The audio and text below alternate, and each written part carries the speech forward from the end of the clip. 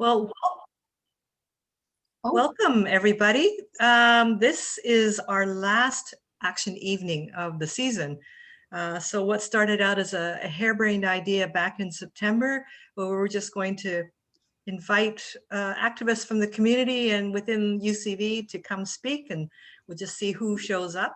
And we have just had a huge variety of people come and share their experiences, their wisdom, their videos. And so it's all, well, most of them, 18 of the 20 episodes have been recorded on YouTube. And so if you missed any, you can check them out there. So that's on, you can either go to Vancouver Unitarians on YouTube and then look there, or you can go on the website under Action and then Action Evenings, and it will be there. Okay, so let's see now, Nan is going to be introducing our guests for tonight. But before we do that, just a little bit that we'll have, Katherine will be speaking for a little bit, and then she wants to just have a Q&A with everybody. So that will be most of this hour. At 8 o'clock, we'll just let you know that you can leave at that point to say goodbye, and that's fine. And then after, say, 2 minutes, come back and we'll just have a chat group. And there's often some really exciting, really interesting discussions that go on there. And that's about it. Let's introduce Nan. Hi, everybody. I'm going to start with Territorial Acknowledgement. We take this moment to remember that we're gathered on lands that for countless thousands of years were the undisturbed home of the peoples we now know as the Coast Salish, including the Squamish, Musqueam, and Tsleil-Waututh nations. We understand that we benefit from the historical theft of these lands and abuse of its peoples, as well as the ongoing theft and abuse which continues to this day. We acknowledge that we owe a debt to explore what that means and to become responsible and respectful allies. Excuse me. So now I'm going to introduce Katherine. I'm so happy to be able to do this. Katherine Strickland is a member of the North Shore Unitarians and a co-chair of their Justice, Equity, Diversity, and Inclusion JEDI team. She's a member of the CUC's Dismantling Racism Study Group and on the leadership collective of UU Allies for Racial Equity. She, along with North Shore's marvelous Reverend Ron Fairs and the other members of the JEDI team, are supporting almost a third of the members of the congregation to engage in a self-paced small group study of Layla Saad's book, Me and White Supremacy. In case you don't know what that is, it's a rewarding and very challenging process of self-examination in the service of anti-racism. No small thing to undertake. No small thing that such a high percentage of North Shore congregation have. Tonight, she'll tell us about some of the pushback against anti-racism work that she has witnessed and experienced, both within the North Shore and in our wider UU faith, and her understanding of what fuels those reactions. I hope she'll be able to help us get over our own reservations around anti-racism work, should we have any, and have some advice for us on communicating to others the pressing need for us all to work actively to help create a more just and equitable world. She's been a marvelous resource for us here at UCV, and we are so very lucky to have her speaking to us this evening. Dear friends, may I present to you the inspiring, wise, resourceful, and tirelessly generous Katherine Strickland. Thank you, Nan. I don't think I've ever received an introduction like that before. It's very, very heartwarming and touching and delightful to be introduced in that way. So thank you. I really appreciate your words. And I'm really excited to be here with all of you. Yeah, anti-racism has been my focus for the last sort of 10 or 11 years, and particularly the last 5, I've really been focused on trying to support people within our faith to engage with anti-racism work. So I'm super honored to be here talking to all of you, and heartened that you're all here. So to start, what I want to do is a quick visualization exercise. So I want to invite you to close your eyes if that works best for you when you're trying to visualize something. And I want you to try to visualize in as much detail as you can the scenario that I'm just going to kind of describe to you. So get comfortable. Take a deep breath.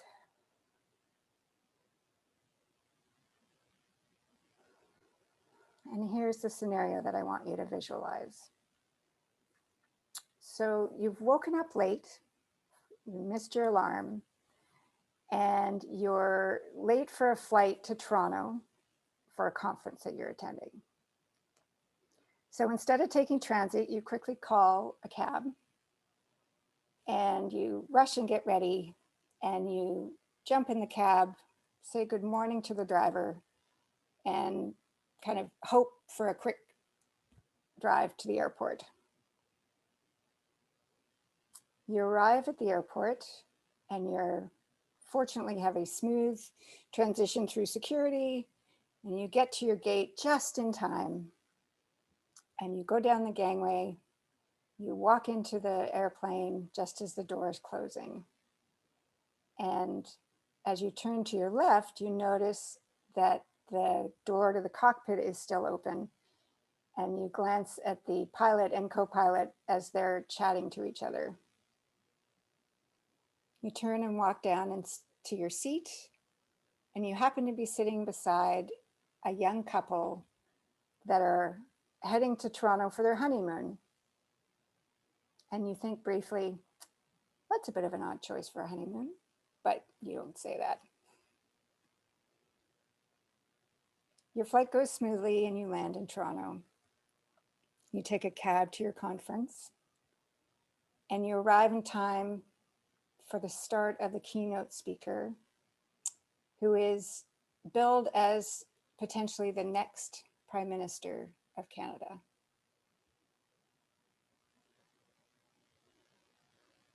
So that's the scenario that I want you to visualize.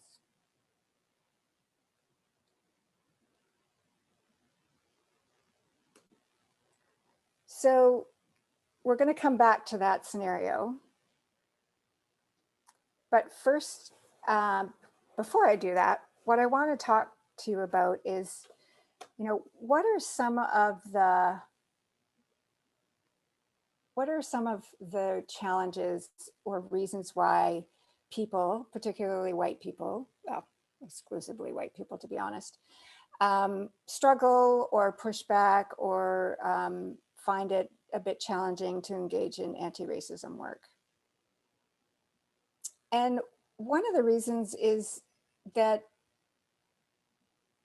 especially as Unitarians, we think, so how is it that I, who is not racist, can somehow be complicit in racism?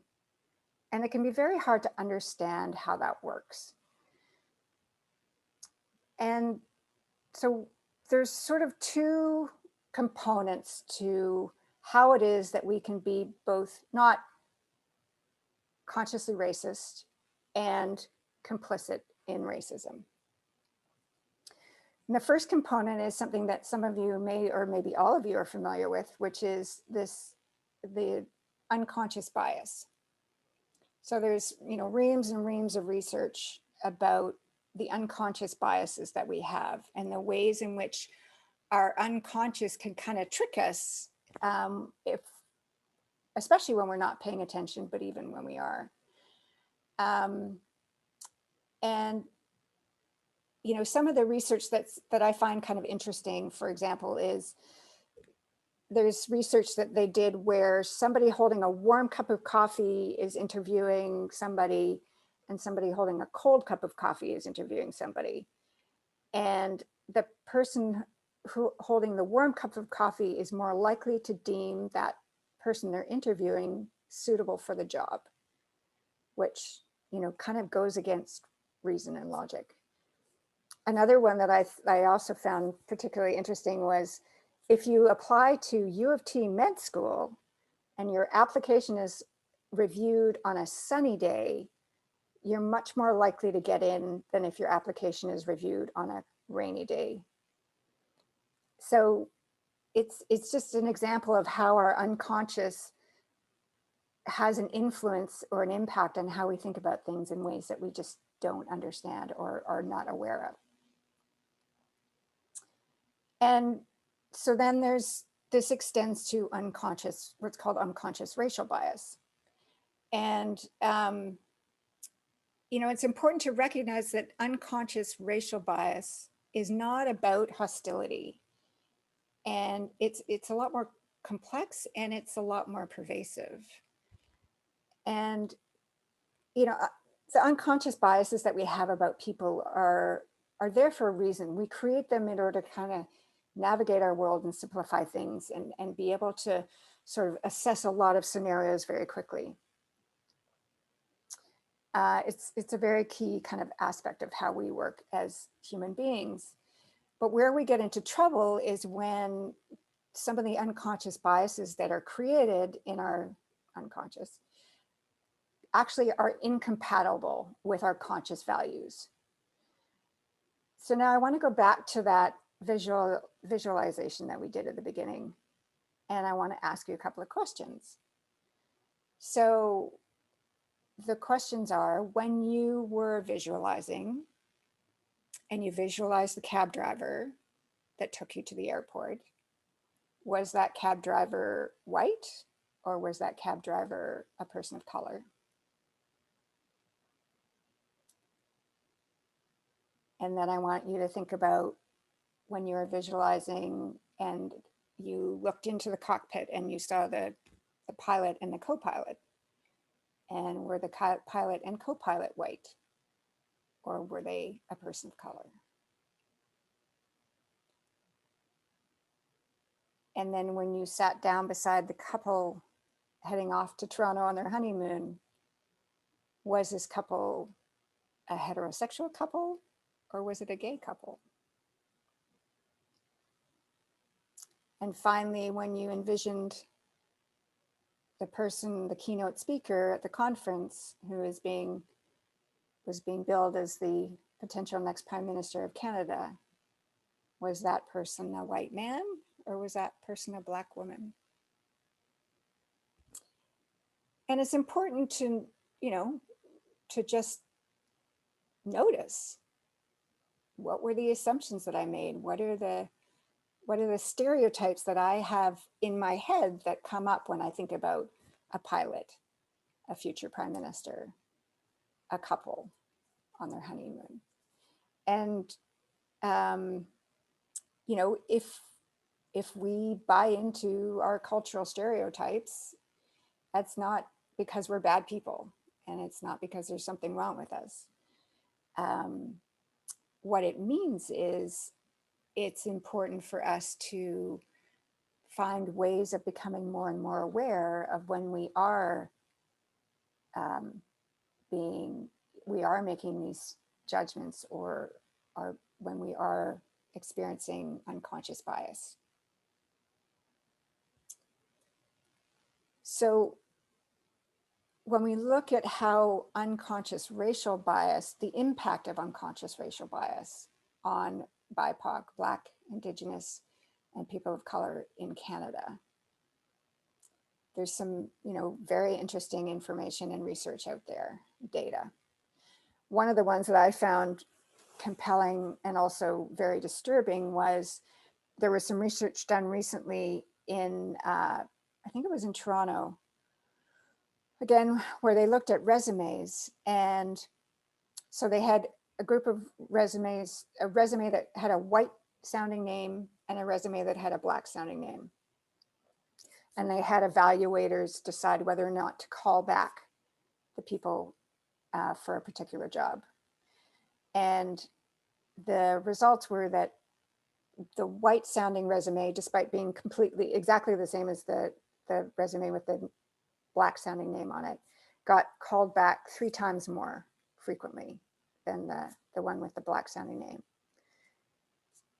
The other piece that was part of this application was whether or not you had a criminal record. And so if you had checked off that you did have a criminal record, then the difference between the white person who checked off that they had a criminal record and the Black sounding name who checked off that they had a criminal record, the white person was called back 12 times more frequently than the black resume. And there's, we're all familiar with some of the other ways in which racial stereotyping shows up. For example, there was an incident downtown Vancouver the other day, yesterday was it, where Indigenous peaceful protesters were very forcefully and brutally dragged out of an insurance agency office in downtown Vancouver, which is generally not the kind of treatment we see for peaceful protesters in our city. Another statistic that I looked up today was that Indigenous women represent 42% of prisoners, female prisoners, but they're only approximately 5% of the Canadian population. And then the final one that I'll leave you with, well, actually there's 2. There was a study done of police shootings in Toronto, and they discovered that a Black person in Toronto is 20 times more likely to be shot dead by police than a white person in Toronto. And then a recently released report by the Windsor, Ontario Police Force showed that a Black person is 3 times, an unarmed Black person is 3 times more likely to experience police brutality than an unarmed white person. So one reason why it's so hard, why it is that somebody who is not consciously racist and does not hold racist beliefs can still have unconscious bias, and that unconscious bias can still impact the decisions that they make. And those decisions can have consequences for Black, Indigenous, and people of color in our country and in our faith. Another component of what happens, or why people who are not consciously racist can contribute to upholding racism, is because of the systemic nature of racism in Canada. And that, goes back to, in a way, the foundation of our very country. When you look at colonialism, when you look at the doctrine of discovery that underpinned colonialism, when you look at the ways and the laws that were created, including the Indian Act, when you look at the fact that we had slavery in Canada, all of this history still exists to some degree in the institutional memory of the systems and the policies and the laws that we have in this country. And so we have not been able to rid ourselves of this kind of historical and systemic racism that permeates pretty much every organization in our country, including, sadly, our Unitarian faith.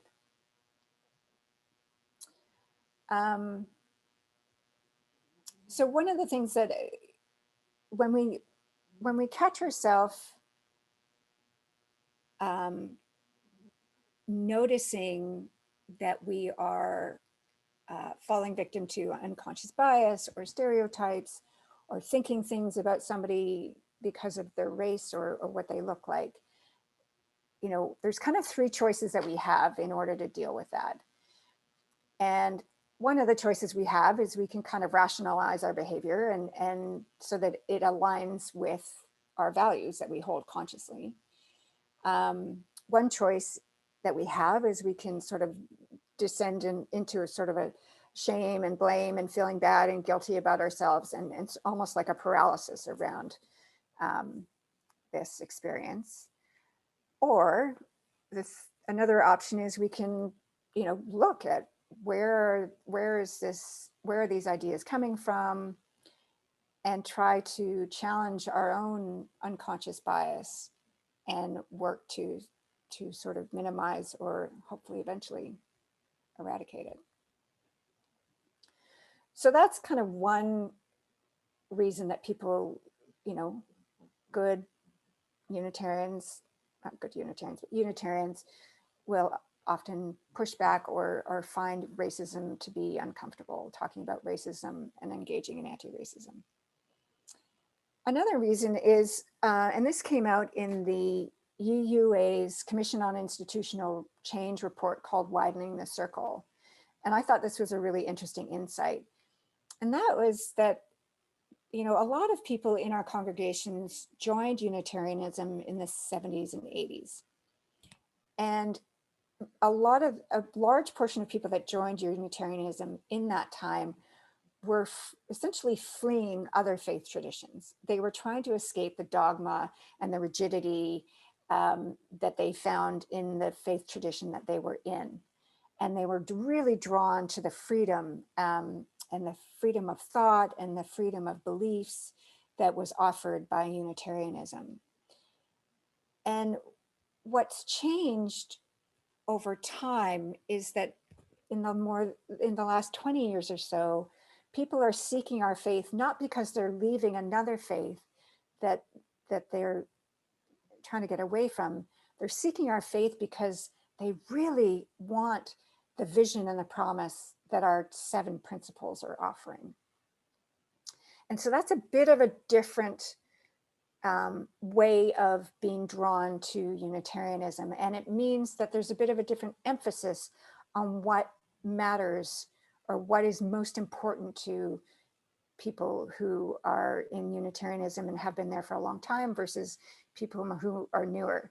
And I want to be clear, these are generalizations. These are gross generalizations, and they don't apply to everyone. And but it is part of the picture that helps to make sense around why is it that some people in Unitarianism have a harder time with anti-racism work. Another group of people who find it a bit more challenging are people who have kind of historically been in positions of power and privilege, both in our society, but also in our congregations. And when you hold those positions of power and privilege and you're being asked to make room for more people at the table, so to speak, it can sometimes feel like you're actually losing something that you have. And, it's a way of thinking about, for example, justice or equity or even power as kind of a zero-sum game and as kind of commodities that if I am giving it away to somebody else, then I'm going to have less. And that can be a genuine concern for some people.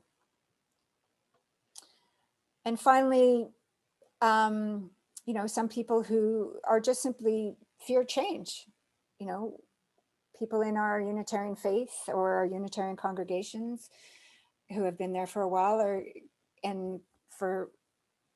have become very comfortable with how things are done, the way decisions are made, the way conflict is handled, and the kind of power structure hierarchy that is in place in their congregation and in the faith itself.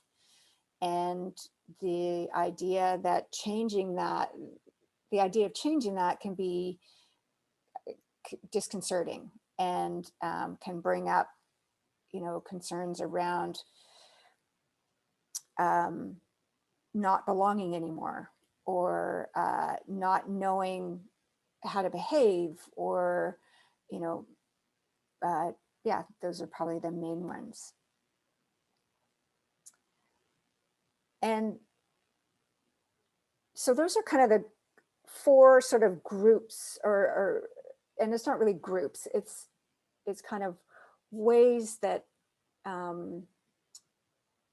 orientations or that of people in our Unitarian faith who struggle a bit more with both engaging with anti-racism and accepting that racism is a thing and is present in our congregations and our faith. And some of the specific criticisms that I've heard about engaging with anti-racism work in our faith are, there's kind of three main ones. The first one is that by engaging in anti-racism work and talking about race, we are dividing, we are creating division, and when we want unity. And, you know, on the face of that, it's an understandable response, but it's not true. You know, when you speak to Black and Indigenous and POC people of color in our faith, they already experience a division. They already know that there's a difference. And by not talking about race, we in fact widen that division in their experience. And so it's important for us to realize that while white people may not experience a sense of division within our congregations, from what I've heard from people that I've talked to across North America in our faith, they do experience a division in our faith. And, you know, that division is not nasty and brutal. It's not, you know, overtly racist. It's the, you know, the more microaggressions and the more subtle unconscious biases, and, you know, sometimes not so subtle, but generally not intentionally being racist. But it's hard to realize the impact of that happening over and over and over and over again in your faith community and in your society in general, and how that weighs, how much weight that puts on a person, and how much it can undermine a person's sense of belonging.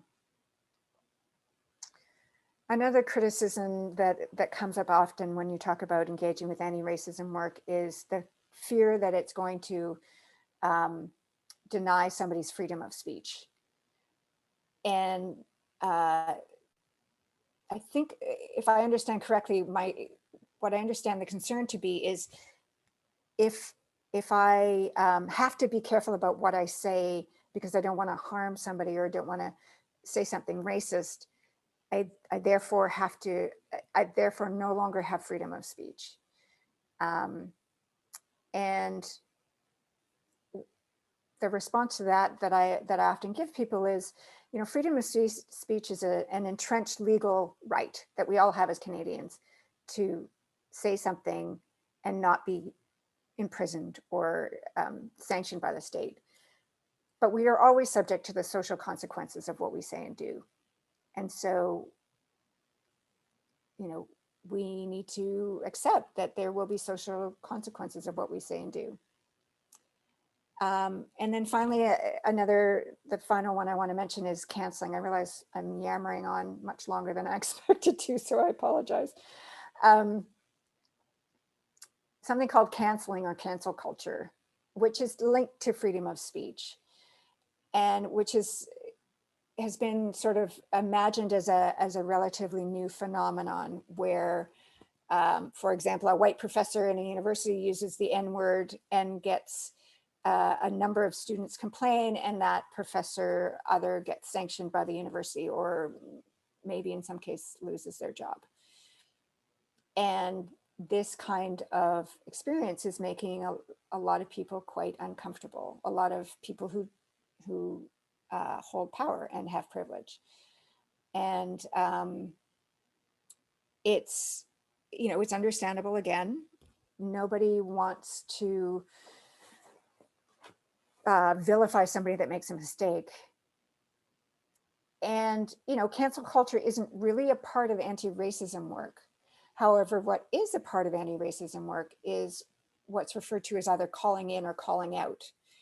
And that's when you hear calling somebody in means when somebody says something that you experience as racist or you experience as having a negative impact, you tell them, you say, look,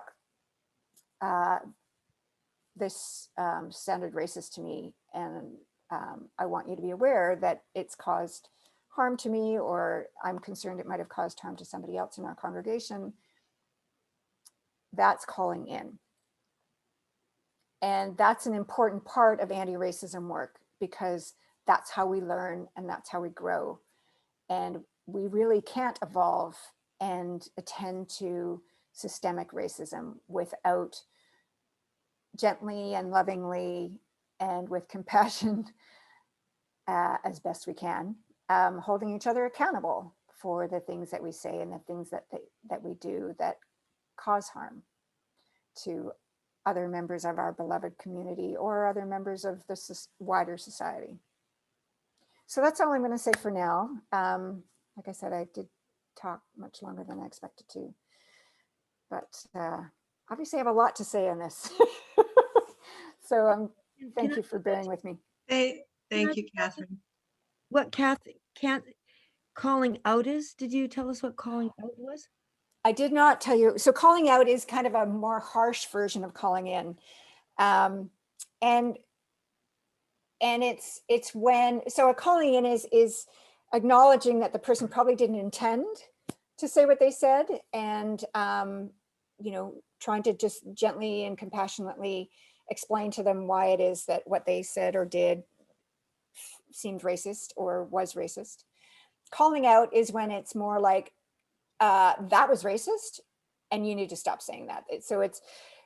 And there's actually place for both in our faith, I think, and in our evolution away from racism. And the reason I say that is because I have had experiences with both. And to be honest, the one that had the most impact was when I was called out. And that really stuck with me, because it was an incredibly emotional experience. And what made it so transformative for me, and I think this is where I believe we as Unitarians can do this, is it happened within the context of a very connected community. So the entire, when I was called out for something that I did that was racist, the entire community sort of rallied around me and the person who was calling me out, and created a container for that person and I to hear each other and to come to resolution, and for me to be able to honestly acknowledge and apologize for what had happened. And it was one of the most profound learnings I've ever had. It was also incredibly uncomfortable at the time, but it was one of the most profound experiences of learning and growth that I've had. And so I have to say I'm a fan of it because of that. So, and I recognize it's not always the best way to go. I'm just going to jump in and say, if you have a question, you can either write it out in the chat box on the side, or you can put up your hand. And Katherine Hemling and I will try to keep track of everyone.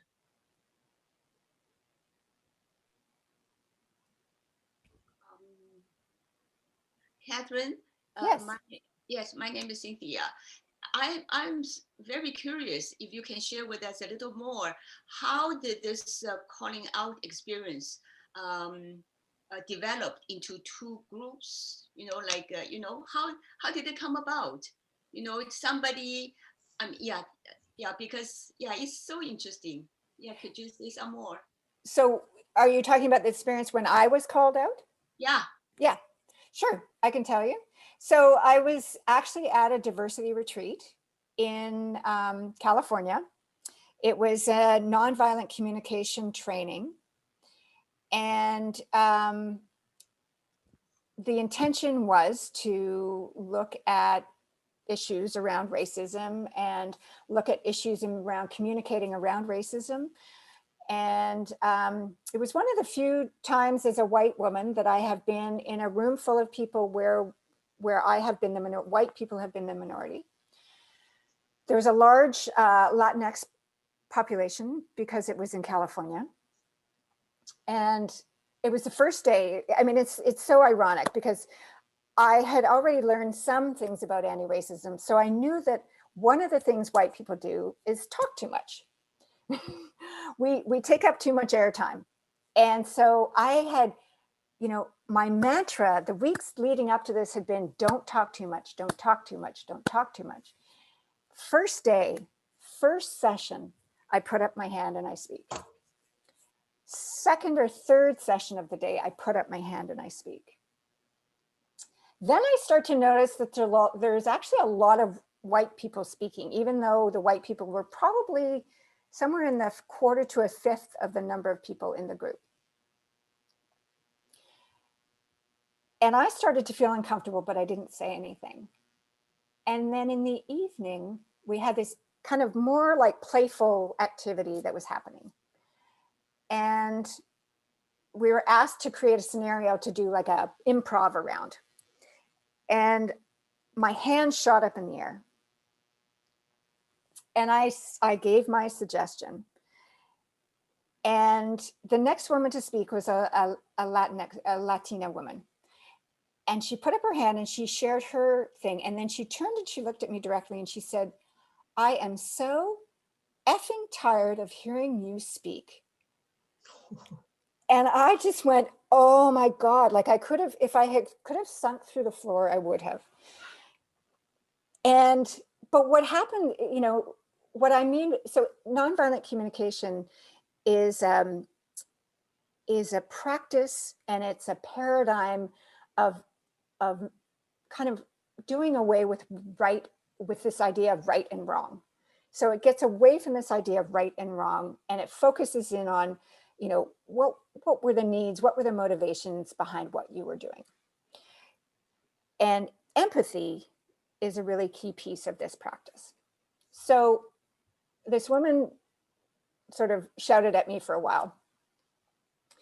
And then the facilitators broke us into partners and I received empathy from one of the facilitators. So I was able to share my outrageous shame and embarrassment with this person, and they were able to hear me and they were able to empathize with me and help me to recognize that, you know, no, I'm not a bad person. And, you know, and then after that happened and this other woman was also able to get some support, we came back together as a community. And the community sort of surrounded this woman and I. And I was listening. I was basically deep listening. And she was sharing with me why it was that it was so upsetting for her that I spoke so frequently. And she, you know, the things she shared with me were so impactful. She said, there are so many wise voices in this room that never get to be heard. And she said, I have lived my entire life in rooms where the minute a white person's hand goes up, I know I'm not going to get picked.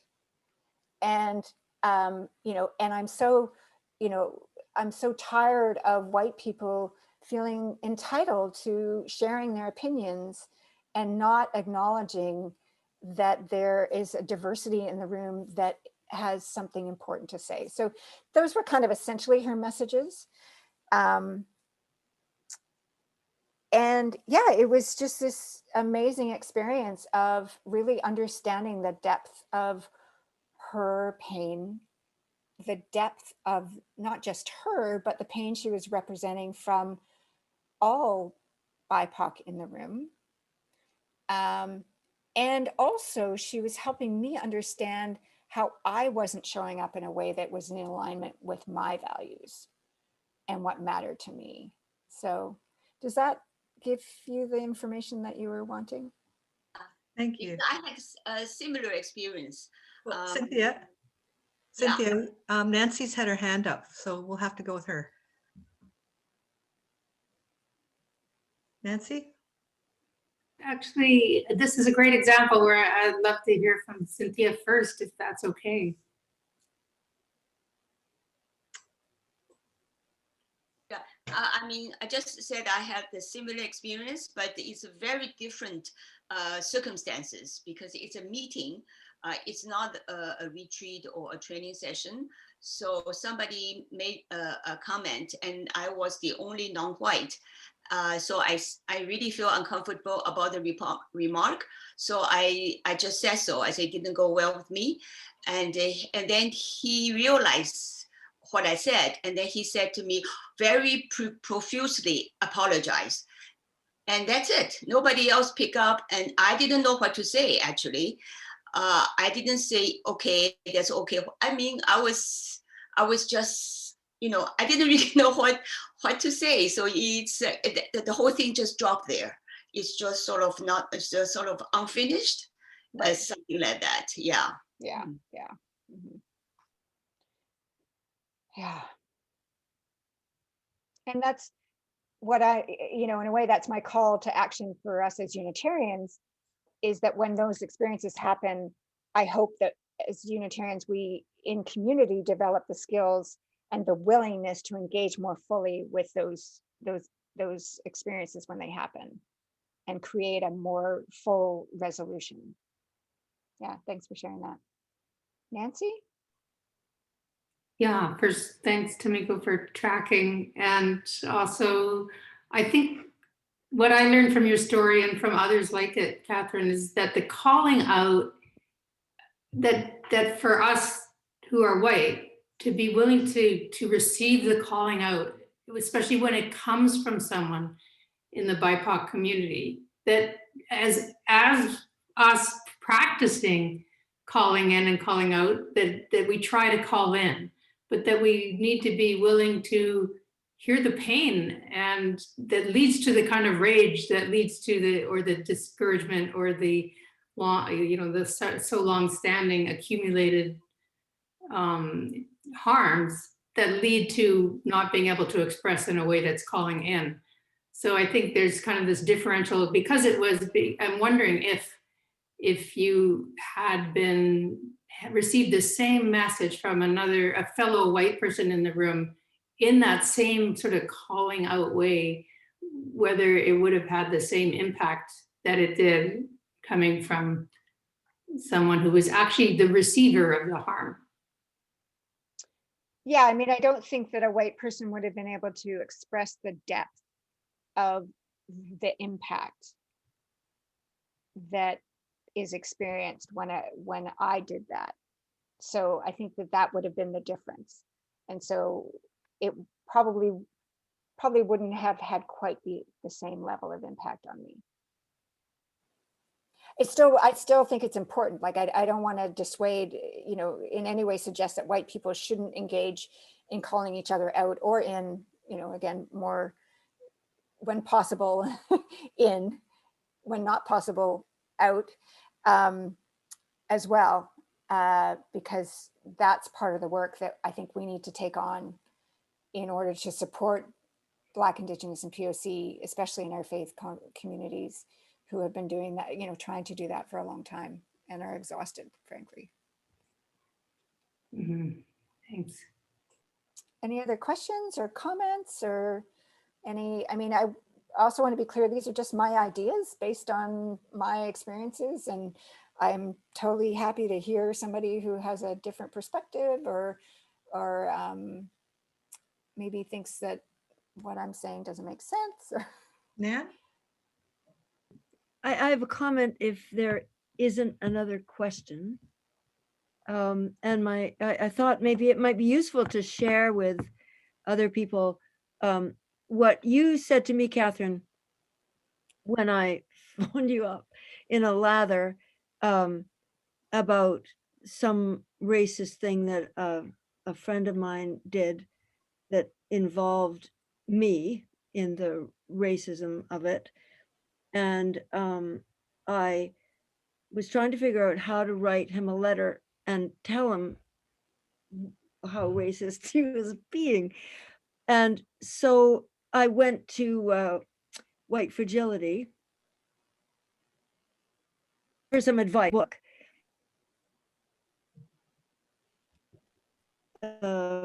D'Angelo wrote, this is the commonest question that at the end of every presentation is, how should I talk to other people who are being racist? And she, my internet connection is unstable, so if I die, I have to die. I'll go down fighting. She basically said, you know, if you're starting to criticize other white people, you're taking yourself out of the problem, and so you shouldn't. So it wasn't a help to me. And Katherine said to me, would you like to hear what I do? And I said, yes, I would like to hear what you do. And she said, well, this is what I say. I say, well, I'm no expert in this, but I've been doing some learning. And this is what I've begun to learn about how to relate to people of color. And I thought that was a wonderful way of not getting on my high horse, still maintaining an equal relationship with this person that I wanted to basically call in, and didn't seem to position me as some kind of an expert who never did anything wrong myself. So I just thought everybody might find that useful.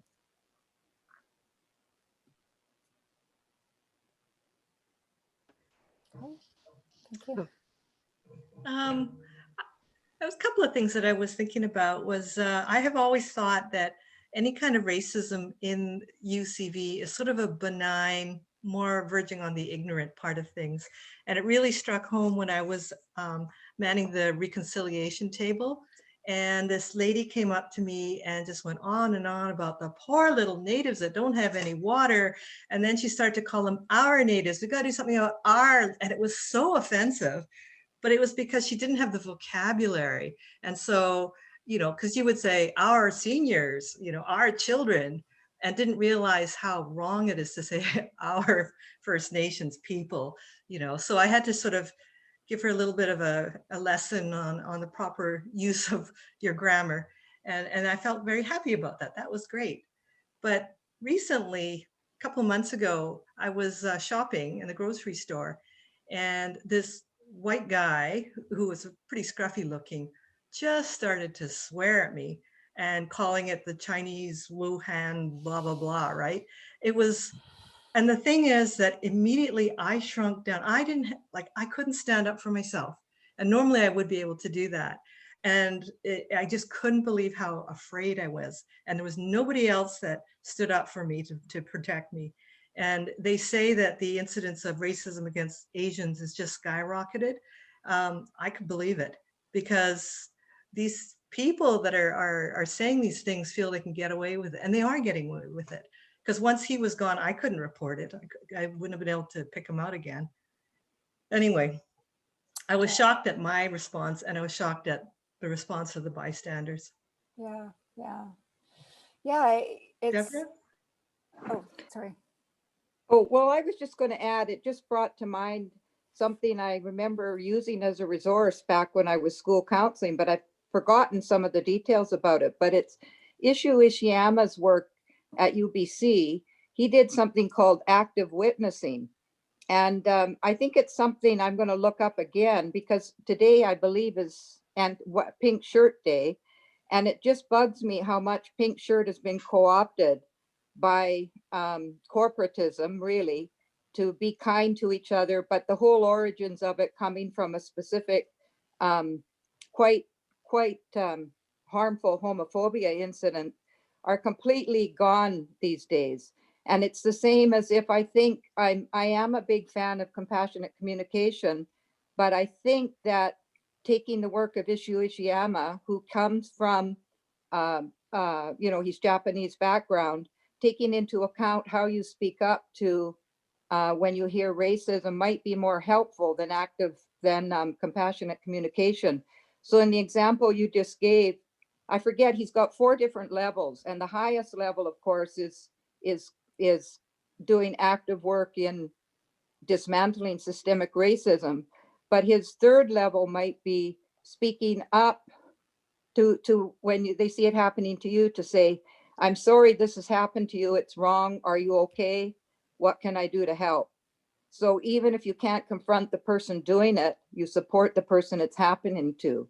And I suppose it is a form of compassionate communication, but it really comes from a more systemic anti-racist, the whole program comes from the basis of the systemic problem. So I'm just reminding myself of the resource, and I'm going to try and find it again in my retirement.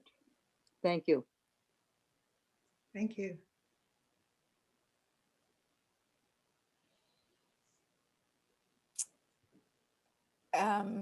Yeah, I mean, go ahead. Kirsten? Yeah, along the lines of communication, I was wondering if people know about the David Camp's workshop, or if that was going to be, if we were going to let people know about that.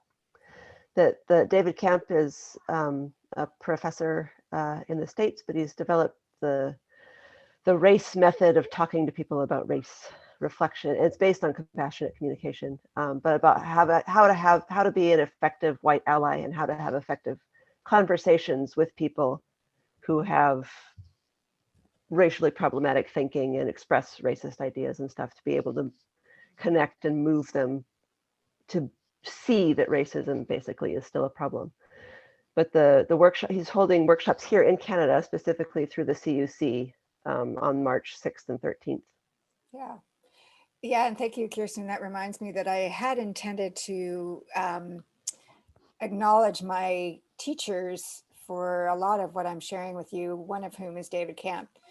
And another one is Roxy Manning, who has been one of my key, she was leading that retreat that I mentioned where I was called out, and has been one of my favorite teachers in terms of the systemic lens for nonviolent communication. So thanks, Kirsten, for bringing that up. Appreciate that. Christian? Hi, first of all, thank you for being with us tonight. It's very, very interesting.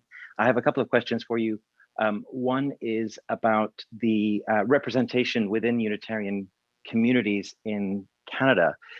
You seem to have a lot of experience here. So can you tell me a little bit about how Unitarian congregations stack up in terms of representation? Do we have, are we as white as it looks to me like we are in terms of percentages, or do we reflect generally the percentages in Canada? And then my second follow-up question is, in your experience of working with Unitarian communications and anti-racism, what in your experience has been the biggest blind spot? What is it that we white people don't see that we're doing that may be turning people off and turning people away? Yeah, so no, Unitarian Universalism in Canada does not reflect the diversity in our country yet. And there are a number of congregations where there are very few BIPOC, and it's a real challenge. It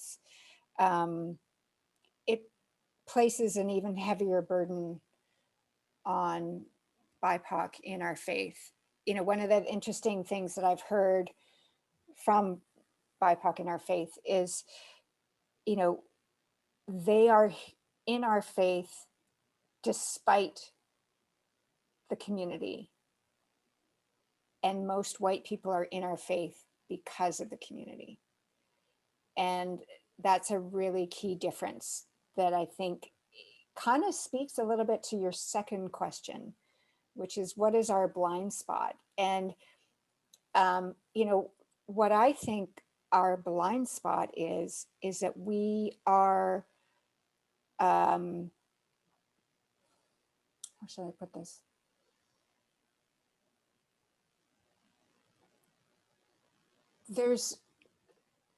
there's a culture of niceness.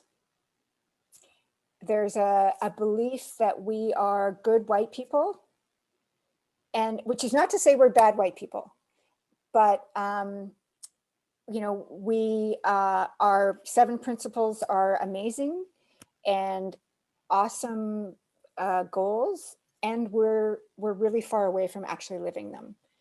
And so the work of really living into the promise of our 7 principles is, I think, our biggest blind spot. I think we live them much more closely than we actually do. And that speaks to this gap in experience of BIPOC who say, I'm in our faith despite the community around it, which isn't, again, this isn't universal, but that's a common comment. And white people who say, I'm in this community because, or I'm in this faith because of the community. And, you know, those principles are nice, but, you know, it's about the people. So that's what I think. And there's a lot of, you know, practices, I sort of alluded to some of them around, you know, having a culture of effectively engaging with conflict, having a culture of being willing to make mistakes and also to be called out for making mistakes, having a culture of humility. We actually don't have the greatest culture of humility in our faith. Yeah, does that make sense to you? Anybody else have thoughts on that? I'm curious, because that's a great question. I see Cynthia has something else, but we're nearing 8 o'clock right now. And Katherine, did you want to say something? Well, I think the only thing that I wanted to leave you with. Sorry, Katherine, I meant Katherine Hemling, because you're going to be coming back. You're muted. Are you inviting me to make a comment or, I'm were gonna sorry, say- I'm hosting here. I'm hosting, beg your pardon. Yes, we'll have a 2-minute break. The recording will stop and afterwards we'll have free time. I think the other thing to say is we've had this series running now for 20 weeks. We've had mixed numbers of people attending, but what we intend is to, because we've been really working very hard at this, we have not fulfilled all the things we wanted to. We wanted to make sure that these very interesting and provocative and action-oriented evenings don't simply slide by. So they will be, we will be working to get them out into the rest of the world.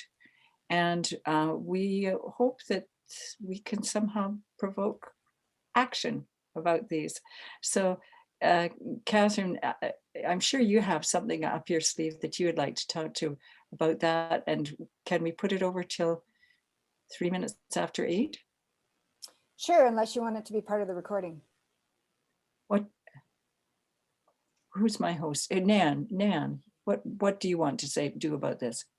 Oh, it's not about this. I just wanted, if we could encourage Cynthia to stay after 8 o'clock and she could say what she was going to say, that's all. Yeah. Oh.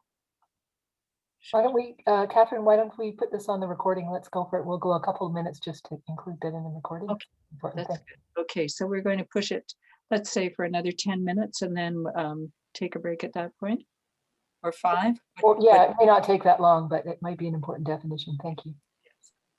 So you were requesting Cynthia to speak further on, is that correct, Nan? No, just to be encouraged to stay after 8 and say what she was going to say. Oh, I see. Yeah, so I was just going to leave with a couple of action items. One is, I'm not sure how many of you are aware of the 8th principle that has been proposed both by the CUC and the UUA. It's specific to engaging with anti-oppression work and anti-racism work. And it's a principle that's a bit more action-oriented than our other 7 ones. So I encourage you all to check that out and engage with it, because it will be an issue that we're going to address as a national faith in the coming months. Also, I do encourage, another thing that you can do is working with your unconscious bias. There's a practice of simply noticing, like when you see something that surprises you, when you, like for example, I was having a conversation with a girlfriend of mine the other day, and I mentioned my contractor coming by to check out my sunroom and to make sure it was all finished. And then the next sentence I said, and she, blah, blah, blah. And my girlfriend went, oh, wow, I had assumed your contractor was a man. So just a practice of noticing, when is it that I'm falling into these unconscious stereotypes about who does what, or, you know, somebody, because somebody looks a certain way, I'm making some assumptions about them, whether it's socioeconomic, whether it's their intelligence, whether it's their sense of, do they belong here or not? So that's another practice. And then the final practice is the practice of finding a way to really get comfortable with the idea that we are not perfect, that we make mistakes, and in fact like embrace mistakes, embrace doing things wrong and recovering and learning in that process, because that's going to give us the resilience and the practice to engage with these challenging topics and issues that we need to face in our faith community and in our society, our wider society. We need to be able to do that with grace and with resilience. So those are my suggestions. And I Thank look you. forward to seeing whoever wants to join us